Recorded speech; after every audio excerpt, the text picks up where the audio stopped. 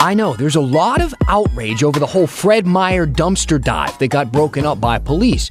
But let's take a deeper look at the real problem. People are hungry, and it's only been getting worse. One day you have work and the next day you don't, and you're not sure where you're going to get your next meal from. And I know we had a big winter storm of our own, but how about what's going on in the South? And if you think what's happening thousands of miles away isn't affecting you, you're wrong, because it's delaying a big vaccine shipment to Oregon.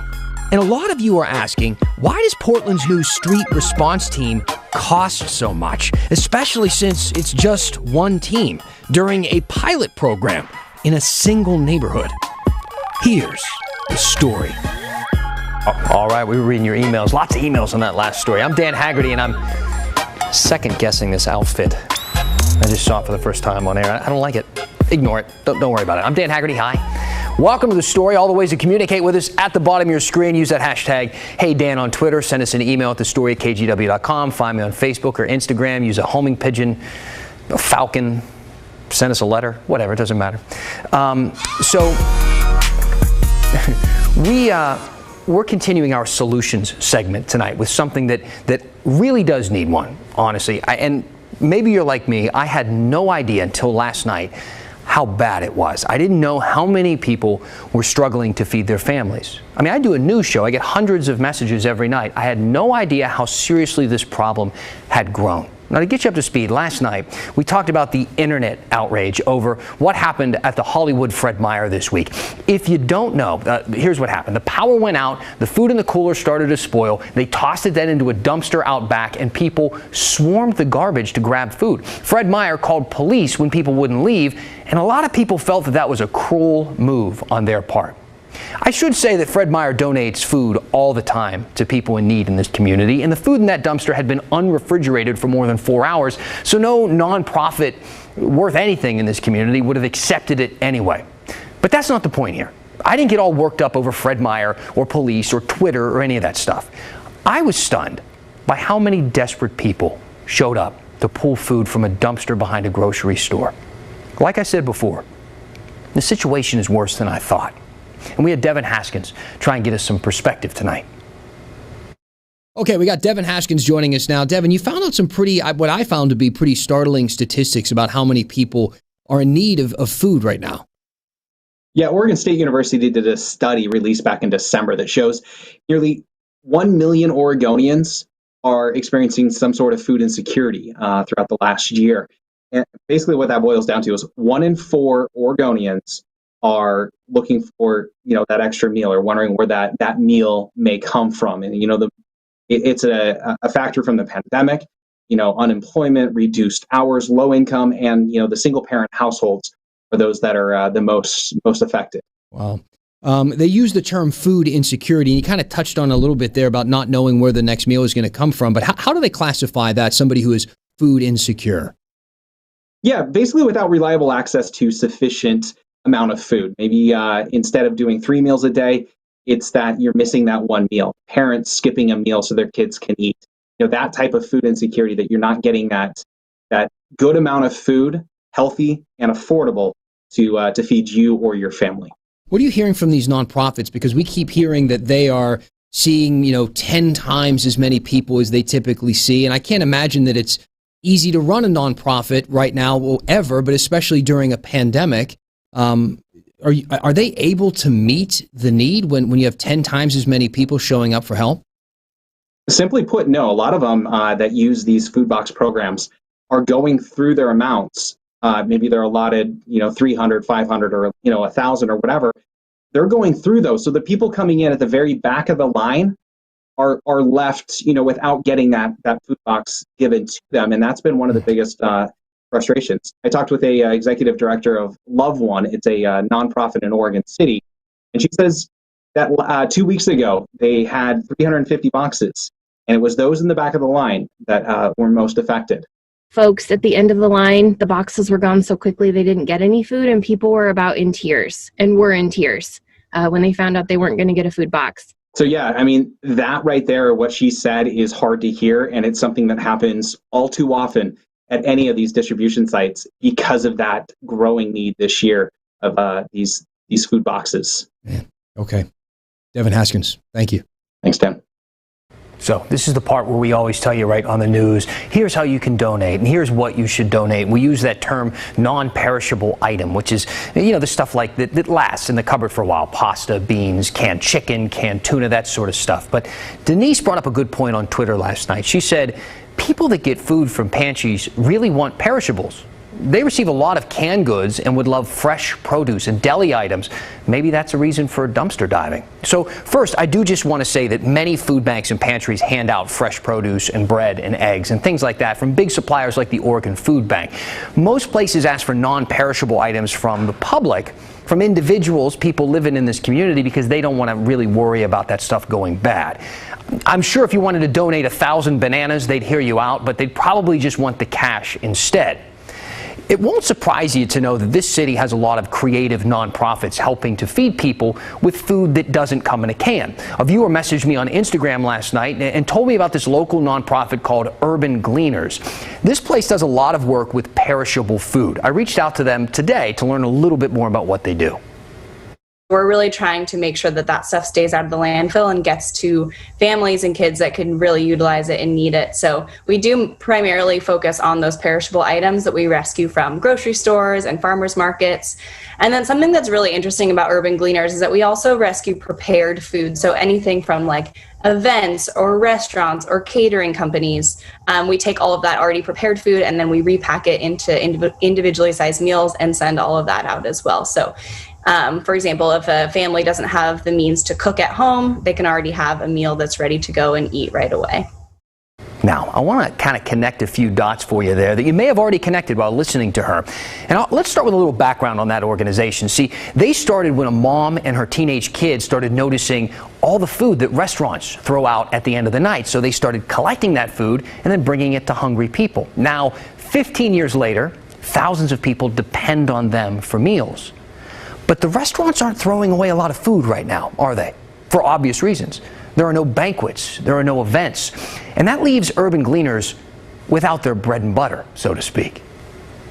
It's really overwhelming. I will say, you asked previously if this job is hard, and it is absolutely challenging. It is emotionally taxing for our small staff of 9 to be interacting so frequently with people who really need these resources. And it's also just incredible to watch.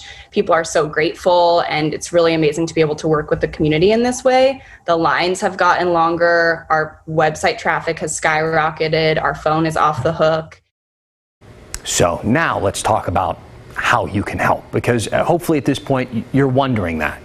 You can start by looking for an organization in your area, someplace that takes food donations. These could be the food banks or the pantries or the churches or the schools. You can donate food or you can donate cash. They'll never say no to that.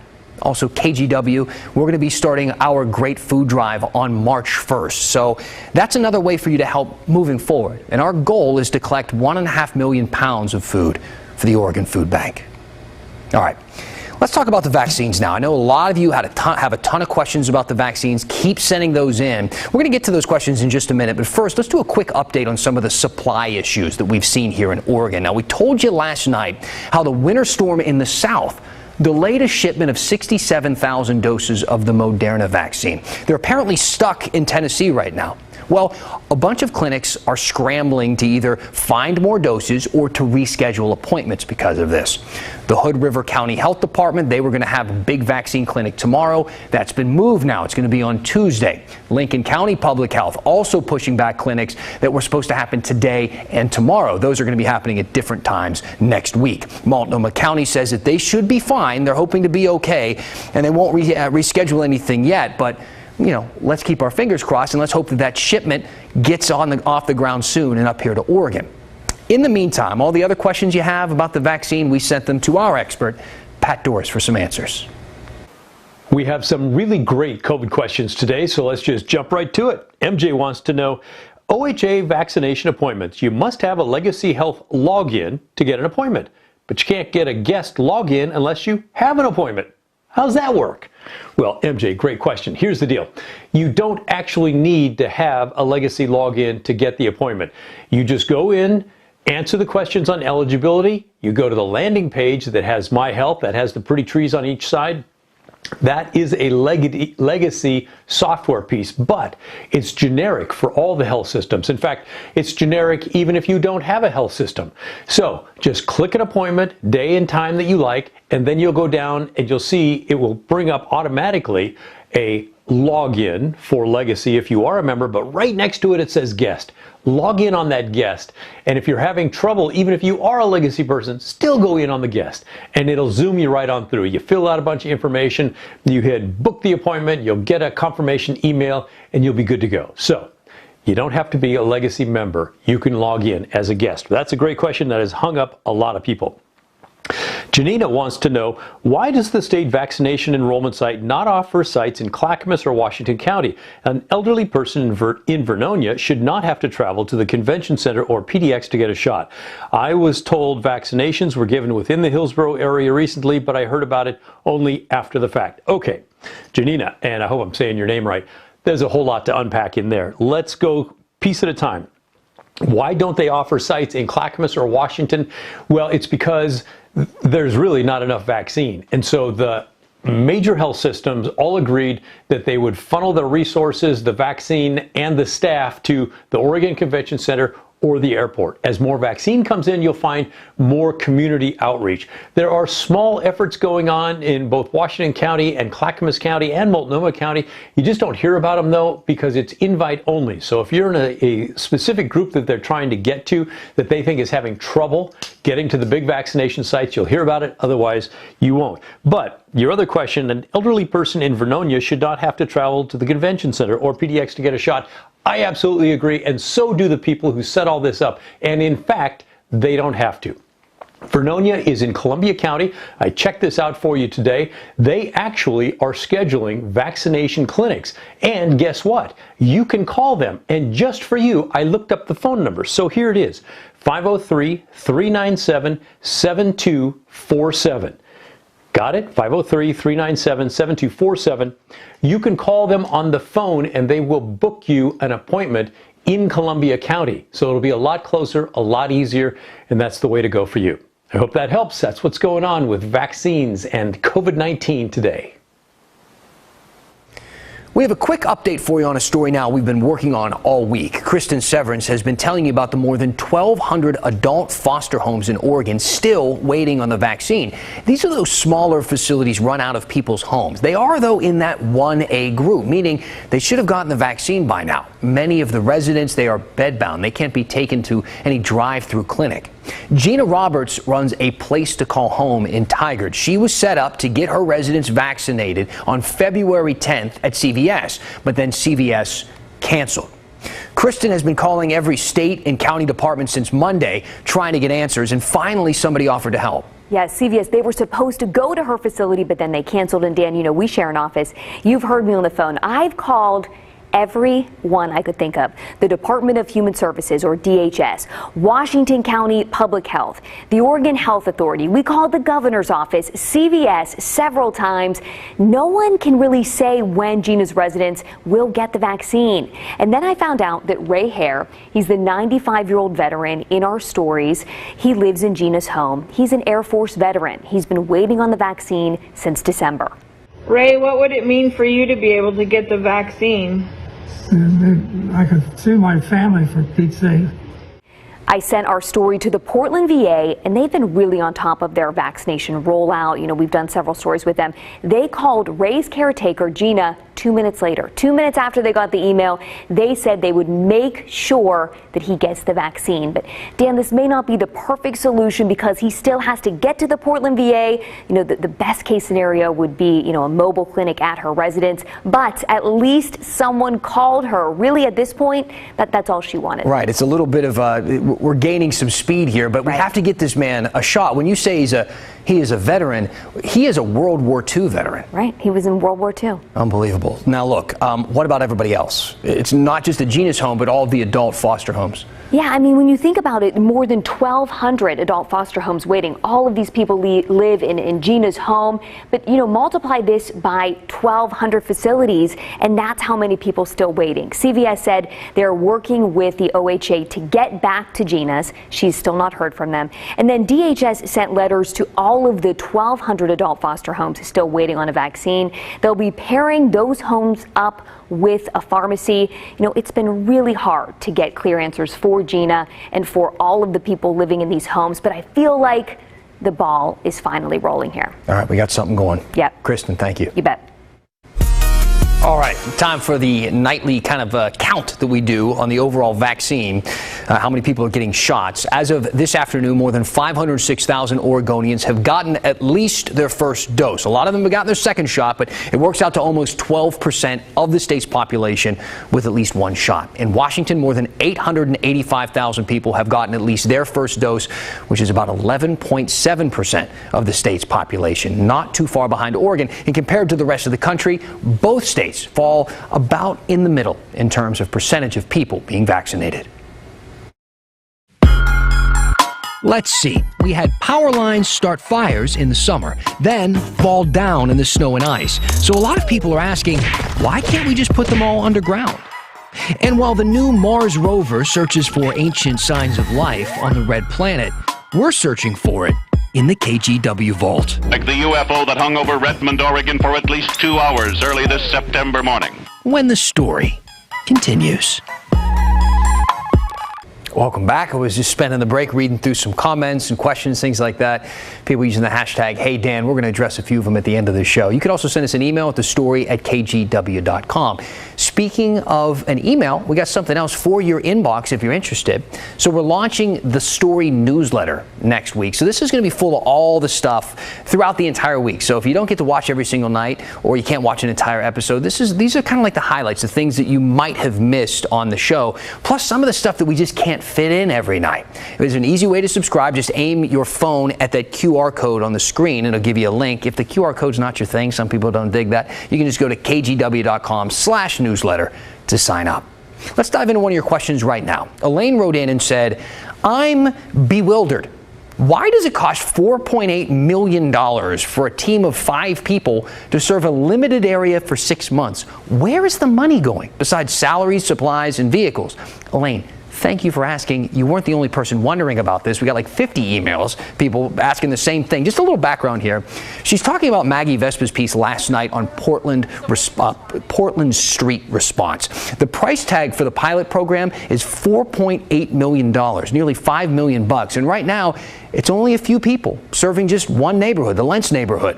If it expands, officials actually say they'll probably need more money. So for an answer to Elaine's question, let's turn back to MAGGIE. Hey Dan, and hey Elaine, great question. I took it straight to Portland Street Response and to Commissioner Joanne Hardesty's office because she's overseeing the program.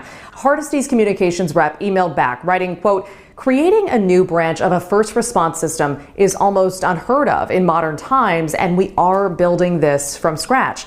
And he added the program's launch was delayed 6 months, thank you COVID. Because of that, he said Portland Street Response is only using half of that budget this first year, about $2 million. Here's some of what he says that covers. Salaries for Portland Street Response staff, 6 custom vans, which will be used when the program expands, setting up and furnishing PSR's headquarters, training, administrative and overhead costs, and a contract with Portland State University for them to monitor and evaluate the program as it gets underway. Once we enter the next fiscal year, which will start this summer, Portland Street Response, we're told, will get that full annual budget, that $4.8 million. They'll add a second team in Lentz, and they'll invest in something, we're told, that's key and costly. New 911 infrastructure. By this fall, the city wants to build a new radio channel for Portland Street Response only, separate from the police or fire frequency. Each dispatcher dedicated to that channel will coordinate as many as 10 Portland Street Response vans spread out across the city. They're hoping to have 20 vans total, coordinated then by 2 dispatchers, by January 2023. And please know we asked, but city officials aren't giving any kind of estimate right now as to how much ramping this program up will cost. The price tag could go up a little, it could go up a lot. We just don't know at this point. That said, a work session on the 2021-2022 fiscal budget is set for early spring. Elaine and everyone else who asked about this, thanks for your questions. Thanks to Maggie. So Oregon has had kind of a rough year. That's a little bit of a broad statement. I think we've all had kind of a rough year. What I mean is Oregon's had a rough year when it comes to natural disasters, right? So first we had the fires break out all over the state in September, and now we're recovering from this historic snow and ice storm. What's that Robert Frost line? Some say the world will end in fire, some say in ice. Let's move on. Anyway, there's something that these two disasters have in common: power lines. During the wildfires, crews told us that downed power lines sparked about a dozen fires in the Santiam Canyon, which you remember eventually merged into the Beachy Creek fire, that huge, massive fire. Pacific Power is actually being sued over that. And last week's winter storm caused the largest power outage in state history, according to the governor. More than 330,000 Oregonians were in the dark at one point. That number is down now to less than 100,000, but it's still around 100,000. That's so many people. The ice caused a lot of the outages. It knocked over trees, weighed down power lines, and caused people to lose power. So we've got a few questions like this one we got from Mike. Why aren't power lines put underground? Now, obviously, some lines are put underground in newer developments, right? When they build a new development, that's where they put them. But I think what Mike is asking about is moving some of the older power lines underground. Now, we asked PGE about this, and the short answer is it would just be way too expensive. It would cost way too much money, and that's because they would have to dig up a place to put all of them. And there are thousands of miles of lines all over this state. And then they'd have to work around everything that's already underground, you know, things like tree roots and other utility systems. So it is a lot easier to do this when they're installing new lines in a brand new development, but going around and doing everything else would be almost impossible. PGE also told us that underground lines don't really solve everything. They can also fail in a big natural disaster, and it can actually be harder to repair them because, again, you have to dig them up. Now, we're planning on doing some more stories on our power system, you know, because of what we're dealing with right now in this state, because of what we've witnessed in other states throughout the country, Texas namely. So let me know if you have any other questions about what's going on with our power grid, our power system here in Oregon and Washington, and use that hashtag, HeyDan. We're going to finish this story with an extraterrestrial trip into the KGW vault. Next.